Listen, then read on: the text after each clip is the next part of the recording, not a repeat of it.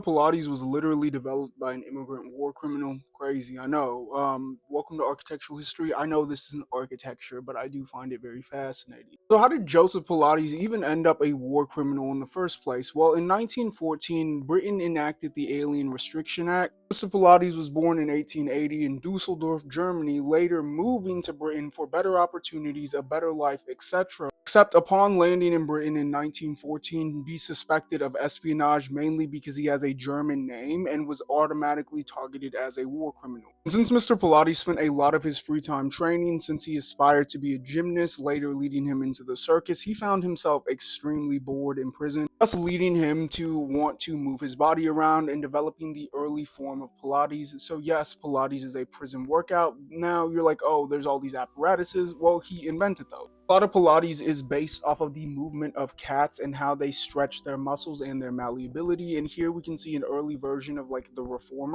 Though at its core, Pilates is a prison workout with some mild resistance training, hence the springs, said to give you a whole new body in 30 days. Mr. Pilates was released from prison in 1919. He eventually found himself immigrating to America in 1926, renting out a third floor apartment next to a ballet studio, an apartment slash studio that would double as a workout space where he would eventually refine the techniques and refine the tools needed for Pilates. His early clientele being ballerinas and his later clientele being A-list celebrities of the time. Keep in mind that there are also different levels and different techniques within Pilates. He developed over 300 exercises. Much of his clientele were regular people, because if you had $5 and were willing to endure like the physical exercise, he would train you. Though it's said that he was very strict and rigorous, we have to thank Pilates for a lot of the emphasis on core and breathing techniques that we know in modern exercise today. Yoga and Pilates are the big two, but this man was like inventing mad apparatuses.